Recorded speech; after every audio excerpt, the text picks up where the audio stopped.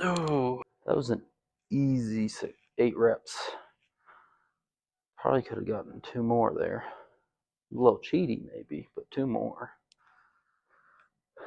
This is, sorry for the cold open, by the way. I accidentally went to my Planet Fitness because I wanted to try new back exercises there. But silly me, I didn't think about it. If I go there on Fridays, they close early at like 9. And it's like 12 o'clock. So, but I already drank my pre, so I couldn't just come here, record a video, then hop in. I kind of had to rush here. But, oh well. I meant to move to non-stim pre because I feel like the pre's been messing with my sleep because I go straight home, shower, and then try to go to bed, which if you just lifted, so you're at an aroused mental state, you've got pre, right? You just hit yourself with a bunch of cold water. You've done just about everything you can to wake yourself up. So, I'm gonna cut out the stim pre, and I'm gonna take warm showers, which is gonna be nice. Cold showers, I think they're nice for mental reasons. That's it. I don't think you're gonna see increased recovery or hypertrophic benefit. If anything, you're gonna have the opposite, right? You want blood flow, but you know, you do you. That's the nice thing I like about 2 sets is that first set was really easy. I got 8 out just like that. So the second set, I'm gonna go up in weight, and I'm gonna keep that in mind for next time. Usually I'd write it down, but as you can see, I'm recording with my phone.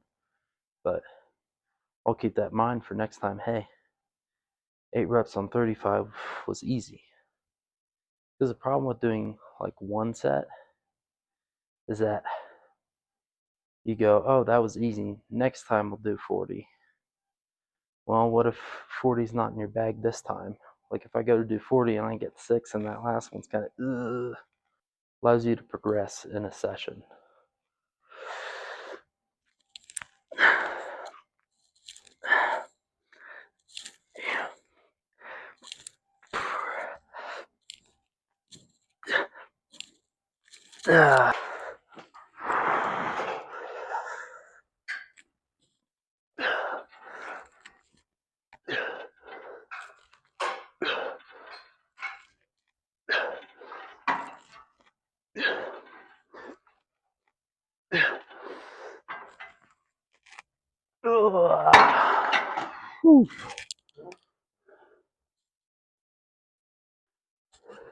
Good set. General rule of thumb for my range of motion is I try to bring it to my chin, not under, just 2.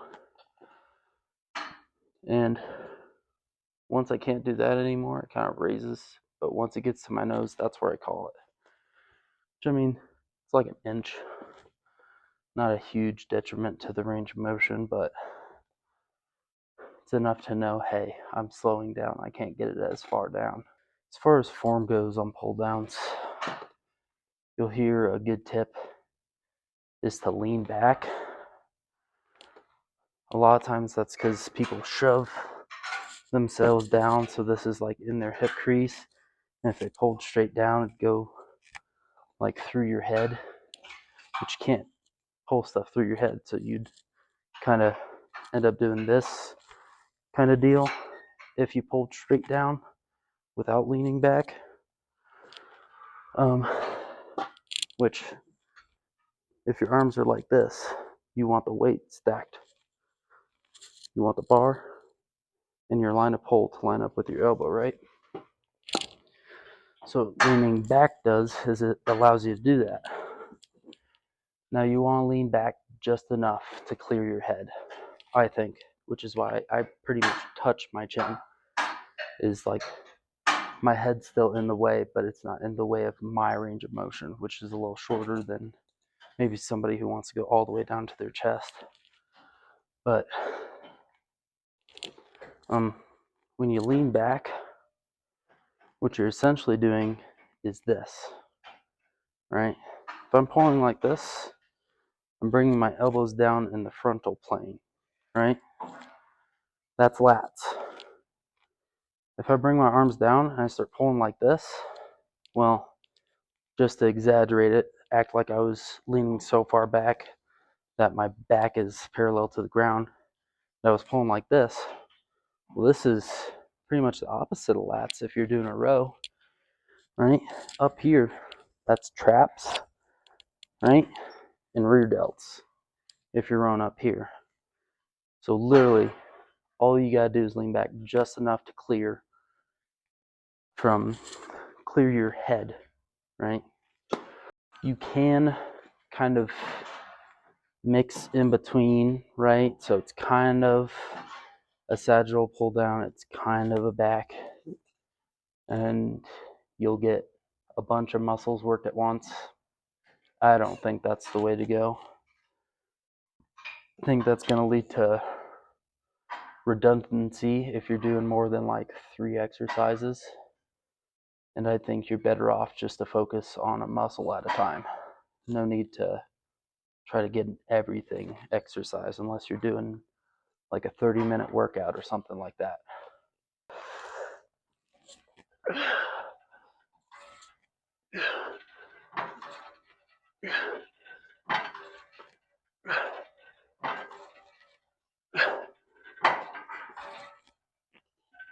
Oh, ooh.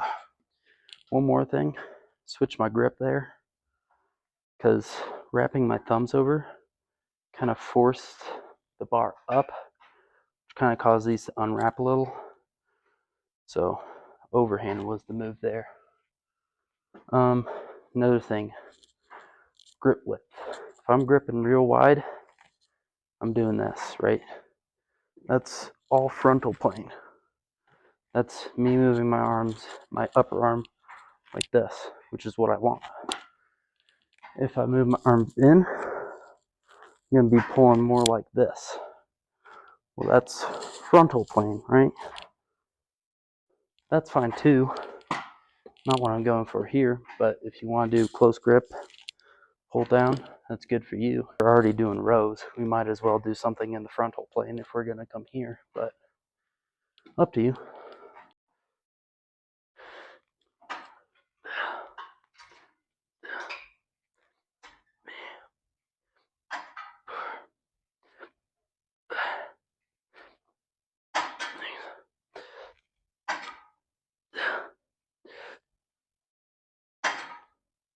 As you might have noticed,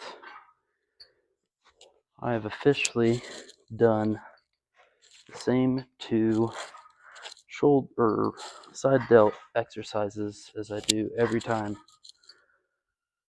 Part of that is because I just don't have the equipment here to do a bunch of different stuff. I mean, I like doing the cable Y raises with the V-shaped cable setup, where you cross over the cables and pull like this. I like that. Thought about trying out the inclined seat where you kind of lay back with dumbbells and raise like that. I mean, that's going to hit more front delt, which I already worked yesterday. So I'm already kind of like, no point in doing that.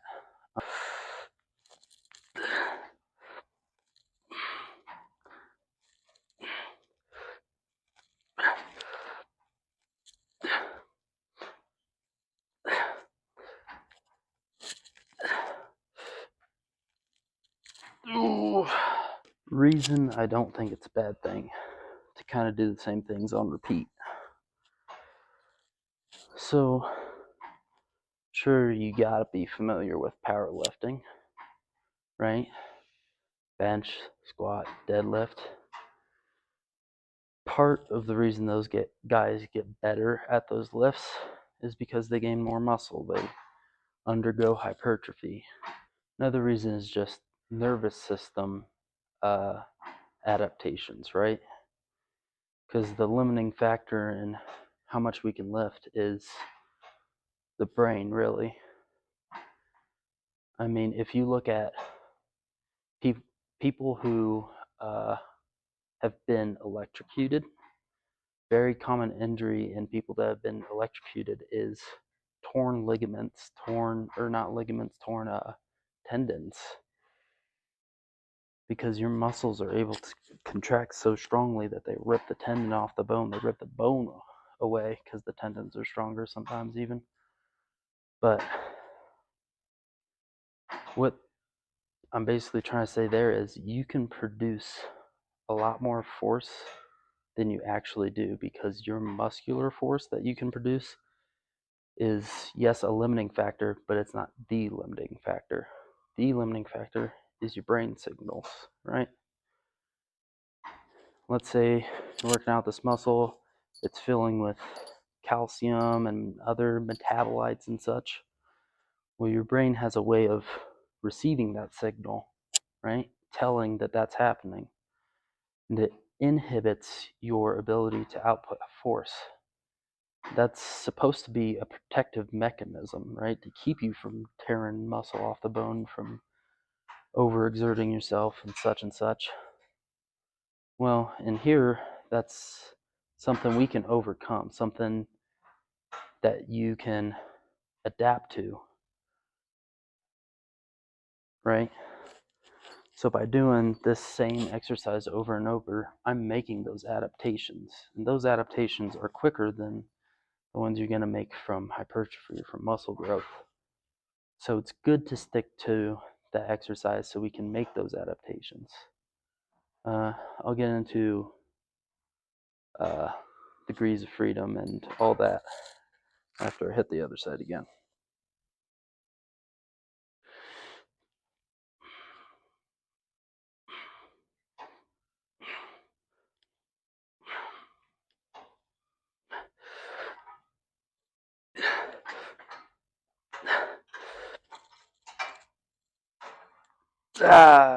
Another adaptation you make is in your efficiency,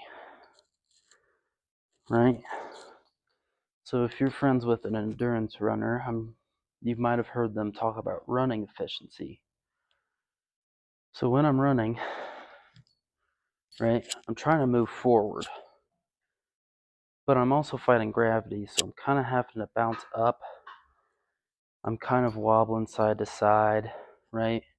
I'm not very stable because I'm new to running. Well, as you run more and more, you stop swaying from side to side so much. You start hopping up so much. You get better at moving your force forward. I might cut that to put this analogy in instead. Ballistic versus controlled movement is something that you learn in kinematics, or not kinematics, kinesiology. It's basically, let's say I'm a bartender, right? I got all these mugs under the bar, right? I'm trying to put them on top of the bar, right? Got 100 mugs, and I'm trying to get these all on top of the bar. Well, if it's my first day working there, I'm going to be doing controlled movements. What that means is I'm going to be lifting it up and putting it down. Because if I just go, pa, I'm going to break the glass, right? Pa, pa, pa. I'm very controlled with my movements, right? Let's say I've been working there for a year. I'm now moving ballistically. What that basically means is I'm more efficient in my ability to set stuff on top of the counter. So I can kind of go like this without accidentally slamming the glass on the counter and breaking it, right? That's ballistic control. You have more control over where the glass is going to move, versus when you first started out, you had to be very careful, right? When I first started, right, I had to be very careful because my arm would shake here, right? I'd have to slowly pull it up, because if I rip my arm up, then I'd let it just kind of drop. And well, because I've been doing this for a while, I can kind of just whoop, whoop. Feels very natural. It might be a little long-winded, but hopefully you get what I'm saying.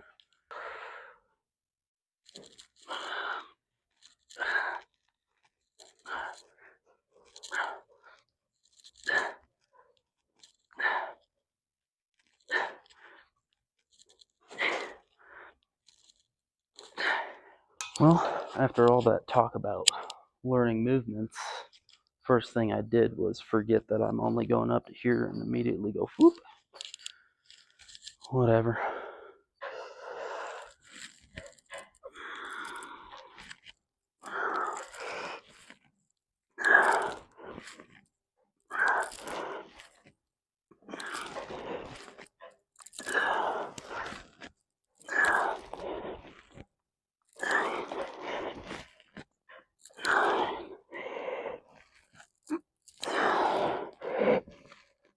Oh, trying out something new. Like I said, this is a limited space, so there's not a whole lot of different exercises you can do. I did something like this before on the row machine over there, where you just brace yourself against the row, right? Kneeling on the floor and pull like this. This is very similar, right? Pulling like this, except I'm able to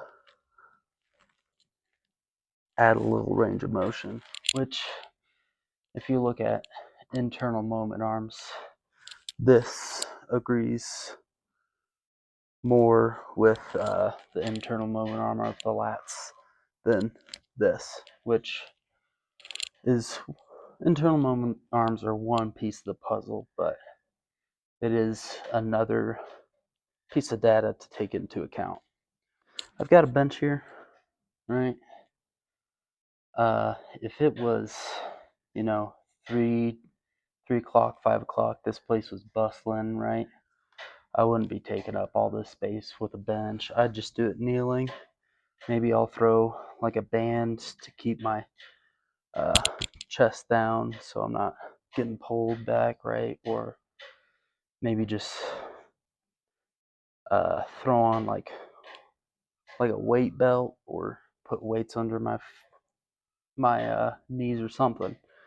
Just something extra to keep me down, because, right, if I've got 200 pounds loaded on there, if I was a lot skinnier than I am and I weighed 190, that's going to pull me up. It's not 3 o'clock, it's not 5 o'clock, it's 1 in the morning. So I've whipped the bench out.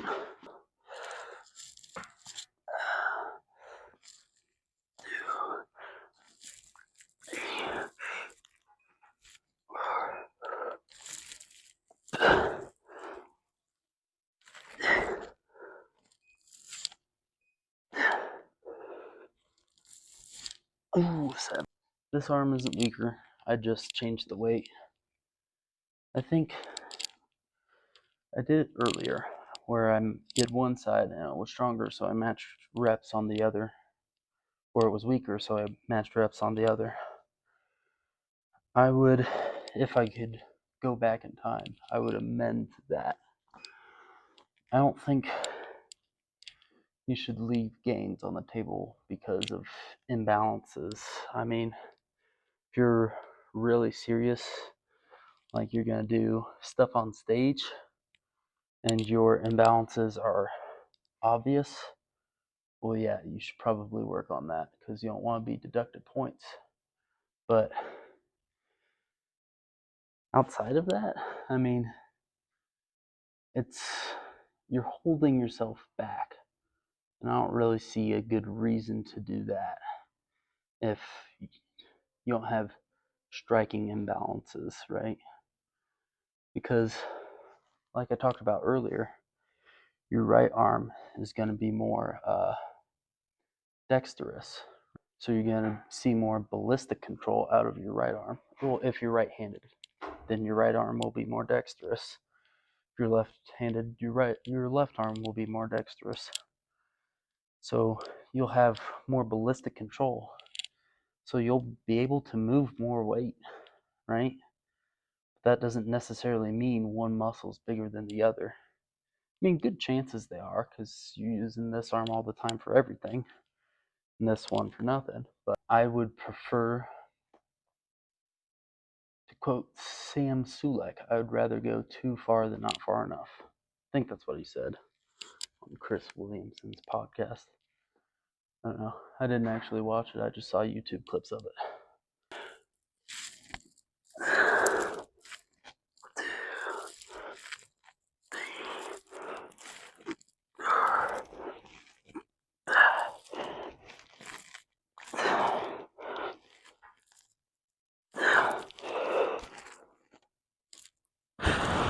So when I first started, I was coming all the way down here, right?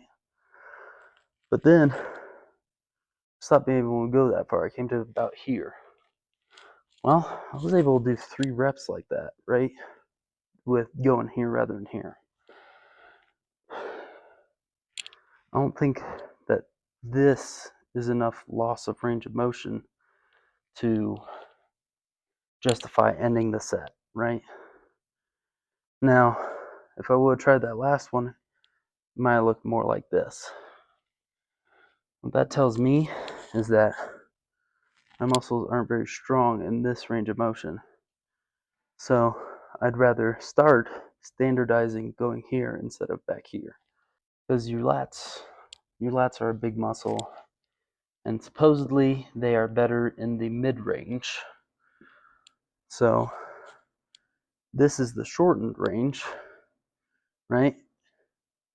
So if I'm losing, like if let's say I had to drop 20 pounds to get this range of motion, well, it's probably not because I'm working my lats in this range of motion. It's probably because my lats are losing the ability to work in that range of motion. So I'd rather just come to here, right?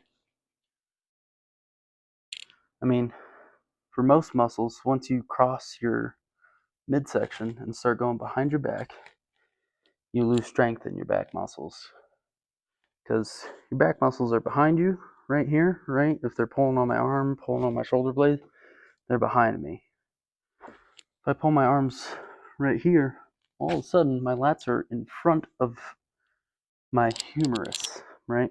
This upper bone. So let's say I contracted my lats. Well, it probably wouldn't pull it further back. It'd pull it in and down, if anything. So no real benefit to this range of motion, right? Stick to keeping your arms in front of you, I think. Man, I gotta stop adding that at the end.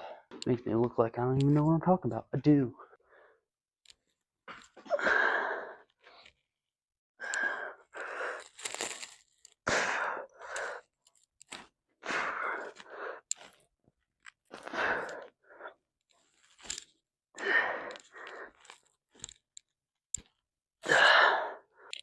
Probably could have done another one, but I had a good feeling it would have ended up just stopping here. So, programming error on my part.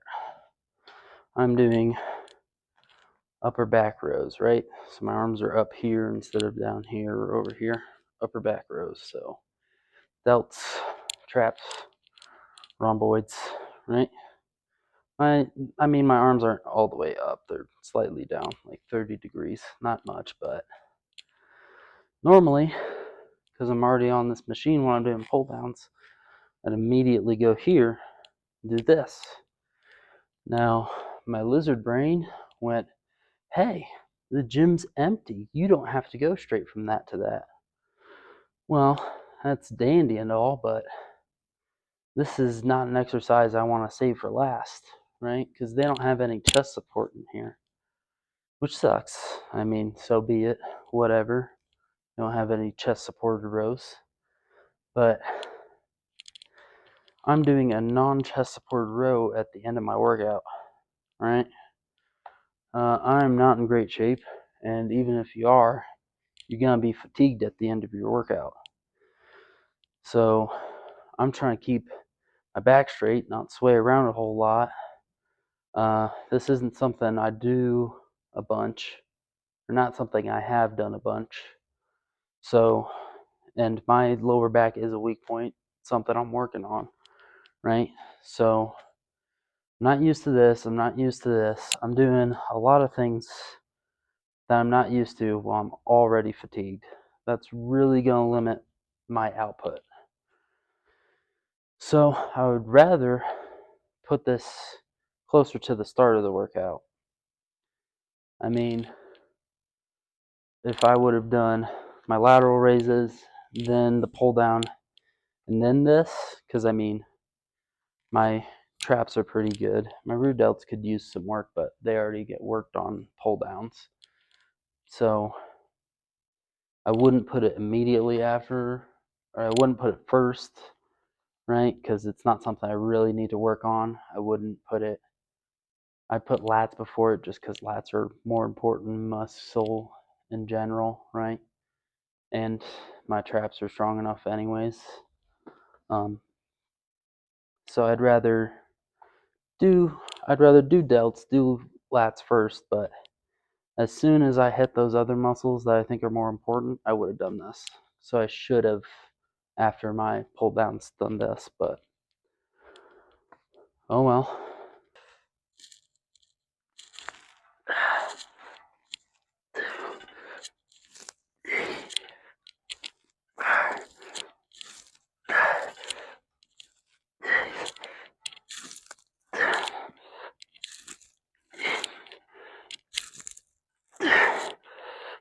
Yeah, it was a little lower than I meant to go, but not bad.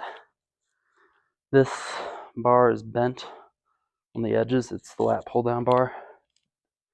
So if I go here, I'm kind of like pointing my hands outwards, an awkward angle. Something I noticed while I was doing this, something you should be mindful of. Usually if I do a row on here, if I do it like this, or if I do it like this, right, my hands are pretty low, right? No matter what, my hands are pretty low.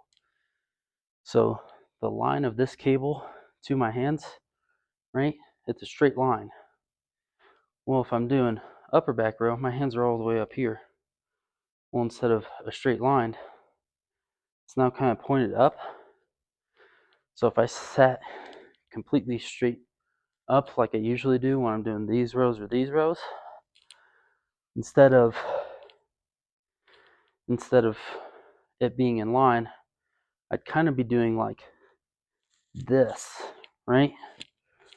Which if I really exaggerate it, sit way back, do this, right? That's more of a shrug motion. That's upper traps. My upper traps are just dandy, right? I don't need more upper traps. I want to keep the movement of my scapula not upwards, just straight back. Just straight back, all right? So I'm doing this, instead of staying straight up, I lean down a little so that I'm pulling the cable in a straight line. Kind of puts your lower back in extension, which isn't the coolest thing, or in flexion, not extension, in flexion, which isn't the coolest thing ever, but it's not a big deal. I mean, my hamstring flexibility isn't the greatest. If yours is better, then you don't have to worry as much about it. Should I even try to explain why hamstring flexibility plays a role in that? Yeah, why not? Basically, if you got real flexible hamstrings, your pelvis, right, which is what both your hamstrings and your spinal erectors both connect to, you can kind of rotate it more, right? If I got really tight hamstrings, right, and they're pulling this way, I'm not going to be able to pull it neutral with my spine as much, right? So let's say I got tight hamstrings pulling this way, and I'm flexing my spine forward. At the same time, I'm kind of pulling at my pelvis from both angles, right? So what my pelvis wants to do is stay stacked with my rib cage, stay stacked with my spine, but my hamstrings are keeping that from happening if they're really tight. That's why hamstring flexibility, I think, is an underrated indicator of back health. Lower back health is a big issue. I mean, you got people in their 30s saying, "Oh, God, my back always hurts," which who doesn't feel that way? Shouldn't be that way, but who doesn't feel that way?